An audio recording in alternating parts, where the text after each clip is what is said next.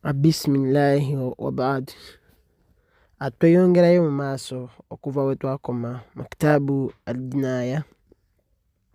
Twalaba ku jinaaya, tulaba ku anwaa'u jinaayaati, twalaba jinaayatu al-amdi twabiraba, tulaba shubuhu al-amdi twagiraba. Kati tweyongerayo ku al-khata'u nga bwe twagamba nti emiteeko gya jinaaya oba emisango egy'okutta giteekerwamu emiteeko esatu. Twalaba ogusooka nti gulimu katlul amdi oba al amdi, omuntu kyakola natta omuntu naye ng'agenderedde. Tulaba ku mifaano ebikolwa ebiraga nti omuntu ono akikoze akigenderedde twabiraba. Ne tulaba ku shubuhul amdi, okwefaanaanyiriza ogenderera, ng'omuntu akoze ekintu naye nga kyakoze tekitta muntu naye ng'akigenderedde naye nga tagendereddemu kumutta omuntu n'afa. Kati tugenda kulaba ku khata'u. Khata'u ye mistake, omuntu okola ekintu mu nsobi nga talinaamu na kasudi wadde ogenderera nti oba agenderedde okikola nga kasudi ye ndala nnyo oli omuntu n'afa. Tujja kuba tubiraba wano eno. So tugamba wano nti peegi ya 62 abagirina ekitabo kino eno nti wal khata'u, kye bayita khata'u oba omusango omuntu gwakola nga tagenderedde nga guli mistakenly, agamba nti eyaf'alahu ma lahu fi'lihi, ye muntu okola kyabadde alina okukola nga ye kyakoze kyalina okukola then ate mu mistake nga yakoze ekirala kyalina okukola then omuntu n'afa. Tetugamba nti oyo aba tagendedde kumutta, mu nniya ye temubaddeemu kyakumutta wabula yakoze kyalina okukola then oboolyawo Allah n'ageramu ekyo. Tetugamba nti al khata'u mistake. Era mu Quran nabbi yabeera nga asaba Allah atusonyiwe byonna bye tukola nga tukoze eki nga tetugenderedde nga tukikoze mistakenly, byonna byonna ebyo Allah abitusonyiwa. Agamba wano nti namba 6 wansi wano wal khata'u wansi okugamba nti wahuwa an-naw'u ath-thalithu min anwa'il jinaaya ani nafsi, nti gwe muteeko ogwokusatu mu miteeko egy'emisango gy'okola ku muntu oba emisango egy'okutta an-nafsi.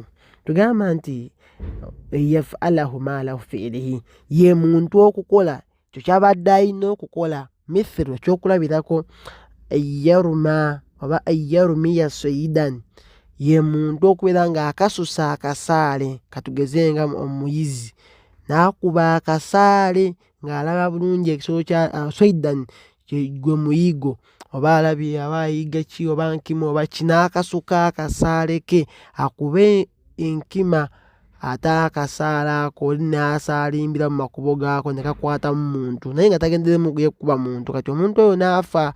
Tugamba nti ono muyizi akoze kyalina okukola wabula ate by mistake n'akwatamu muntu mulala. Au garadan, ojja kulaba garda kyekigambo hadafu, ekigendererwa, mujja kuba mubiraba wano eno. Au shakhsan, oba omuntu, katugeze waliwo eyayenze ne bajja mu nnyumba ye ne bamuwalawala speed ono yayenze nga balina kumuteekako haddi yakutta, kumbe gwe basanze mu nnyumba nga si yeeye wadde ng'ennyumba y'oli gye babadde baagala mulala ne batwalamu muntu mulala ne bamutta. Bagenda okulaba nga kufa baana nga si yeeye bagamba ate tutuutsemu muntu mulala. Kati awo mu mbeera bwetyo bakikoze mistake, tebagendedde mu kutta ono, bayagadde muntu mulala ne bafunamu ate muntu mulala.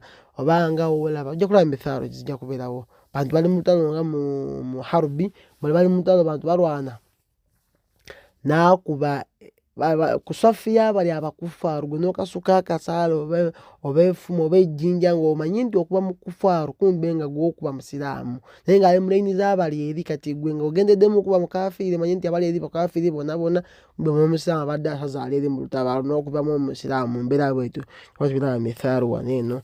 Agamba wano eno ku peegi eddako okuba nti ebitabo bino ebisinga obungi baabitema waggulu, amatini tegalabika, naye ate sharuhu yo weeri waggulu awo tewalabika bulungi ebigambo byongera ku bino bye mbadde nsoma, naye waliwo sharuhu namba 1 agamba nti sharuhu namba 1 tunula wansi agamba nti haza taarifu likatili lkhata'u, nti egyo badde owulira ye taarifu oba ye definition ey'okutta ng'omuntu tagendedde ng'akikoze by mistake.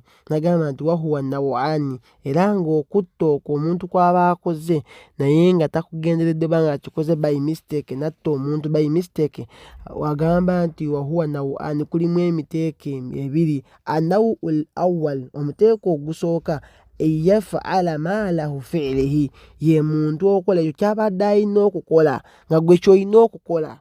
Oluusi tujja kuba tulaba wano inshallah. Agamba wano nti kwe muntu okubeera nga omuteeko ogusooka ye muntu okukola ekyo kyabadde alina okukola, nga ka ayyarumiya sayidan fayusiba adamiya ma'asumu ddamu, kwe kubeera ng'omuntu abadde akasuse ng'omuntu n'akasuka akasaale ke, oba katugeze abadde mu leifu mu kimayiga oba akolesezza mundu, kati ye n'akuba ng'akuba mpologoma, essasi ne likwatamu ate muntu adamiya, nga muntu mwana Adamu ate ng'ali ma'asumu, ng'omusaayi gwe tegukkirizibwa kubeera nga guyiibwa, ng'omusaayi gwe gukuumibwa, teguli halaali kuyiibwa, ye n'akubamu muntu. Mithaalo esooka yeeyo ng'omuntu bw'anaabeera ng'akola ki, akasusa akasaale, ye akuba kisolo n'akwatamu muntu, so nti akoze mistake mu kukuba naye nga ye abadde alina akoze ky'alina okukola, abadde akasuka, katugeze oba mundu, katugeze ng'abajaasi aba abapoliisi basobola okujja mu kitundu nga bagoba ababbi, n'akuba essasi nga ye ayagala akuba mubbi, n'akwatamu omuntu owa bulijjo oba civilian nga talina wadde n'omusango gw'akoze gwonna. Kati mu mbeera bwe tugamba nti amusse, ye abadde agoba babbi, kati gwe n'ogwa mu gaapu y'omubbi n'obeera nga essasi likutte mu ggwe, kati mu mbeera bwetyo tugamba nti tagendedde kutta muntu oyo, wabula ye abadde akuba muntu mulala n'akubamu mulala. Kati abantu tuli ku bino eby'okutta nga abadde atta kisolo, abadde muyizzi agoba, bali mu nsiko eyo bagoba, kati mu kuba bw'ati akube ekisolo oba ekinyonyi n'akwasaamu muntu. Waliwo embwa zaaluse ku kyalo bazigoba zidduka bakuba amasasi, kati abadde akuba mbwa endalu, ate embwa eziraluse ezo ate bw'akubye bw'ati essasi ne likwatamu mwana muto oba ne likwatamu omukyala omukadde oba ne likwatamu omuntu yenna, naye ng'omuntu oyo gwe bakwasizza essasi eryo abadde takkirizibwa kuttibwa.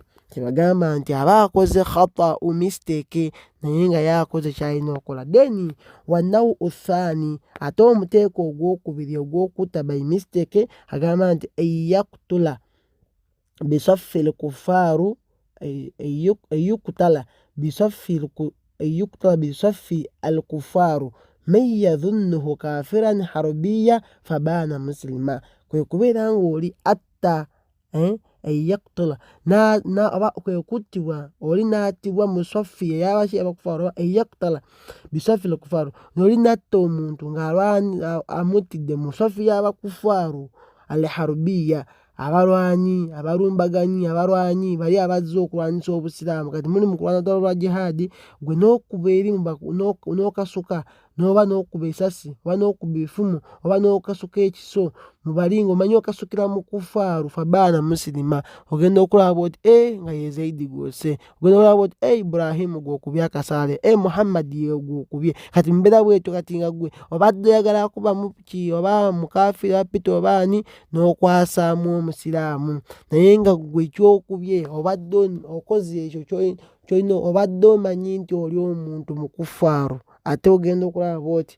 nga wasse musiraamu, ebeera khata'u aba mistake, si nti oba okigendedde. Nagamba nti wayusamma naw'ul awwal, omuteeko guli ogusooka tuguyita basobola ogutuuma erinnya oba guyitibwa nti khata'u fil fi'li, nti omuntu aba akoze ensobi mu kikolwa ky'akoze, ye akoze ky'alina okukola ekikolwa, then n'abeera ng'akola ki, n'akwasa omuntu n'akola mistake. Then wanawu thani ate omutego guno ogwokubiri ogusembyeyo khata'u fil kasdi wano aba akoze mistake mu nniya ye oba mu kugenderera kwe nti ye agenderedde mu kufaaru n'akwasa musiraamu naye ate oli akubye akasaale mu kikolwa kyakoze kino eno akasusa akasaale nga gwe mulimu gw'alina okukola era ng'amanyi akuba nkima ate n'akwasamu Abdallah nga abadde azungira mu makubo g'enkima ne bamukwasiza eyo. So tugamba nti mu mbeera bwetyo eyo we musango tukola nga tetugenderedde. N'agamba nti wakawuluhu ate ekigambo kiri kyabadde agamba wali eri nti garudan agamba nti algarudu huwa alhadafu. Garudu eba ekigendererwa ye hadafu yebeera nga goolo.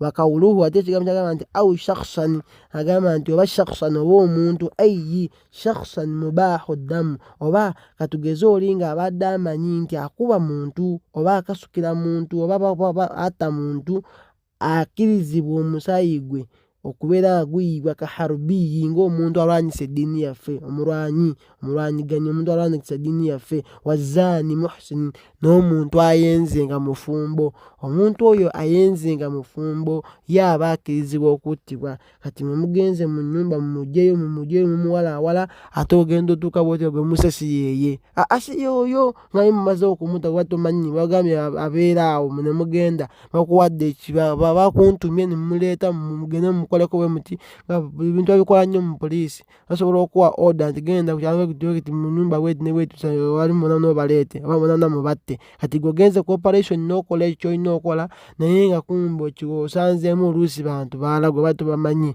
So mu mbeera bwetyo gwe oba tolina musango oba okoze kye bayita mistake oba khata'u tutwogerako wano eno. Then waggulu awo era tewalabika number 2 naye nga bagezaako era okuwa emifaano agamba nti wano bategeeza waggulu awo tebitalabika wano number 2 sharh number 2 agamba nti ayyi huwa min alkatili lkhata'u liannahu la kasdu lahuma fahuma kalmukallafu lmukhti'u fil hukumu.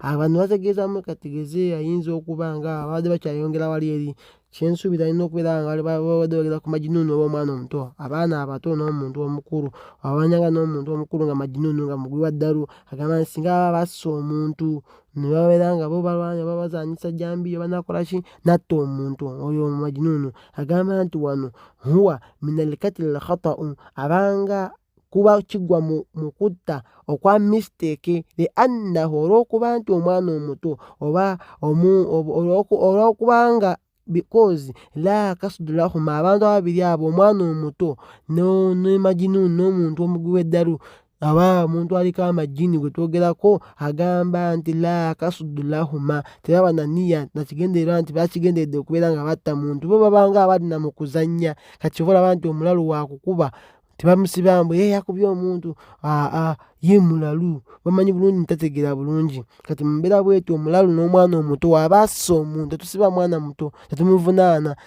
mulalu tolaba nti ne baba tasadde tafuna musango omuntu oyo talina wala teziriiko. Kati bw'aba akikoze by mistake tugamba nti oyo taba tagenderedde kukikola just obwongo tebuliiko yasiimuuka. Era tugamba nti abanga fahuma ababiri abo babanga kalmukallafu lmukhti wabanga omuntu omukulu akoze mistake fil hukumu mu kulamula. Kati omuntu omukulu bw'akola mistake naye tetumukolako kiswaso oba kawadi abadde avuga emmotoka omwana n'agwa mu mmotoka n'amutomera n'amulinnyako naye nga tagendedde kumutta ye abadde alina okukola ekyo ye driver aba alina ovuga. Kati abadde avuga abeese abantu owaise takisi erimu abantu bangi nga 10 nga wanaasiba bonna bagenda kufa n'amusaabala. Kati mu kumusaabala oyo tugamba nti onassa omuntu wabula ono aba akoze eba mistake tagendedde kutta mwana oyo singa era amulengedde ng'akyali wala yandibadde asobola okusiba naye oluusi omwana yagudde mu mmotoka abadde agoba mu mupiira n'ayingira buyingizi mu mmotoka ne bamukuba ebyuma. Kati mu mbeera bwetyo tugamba nti otasse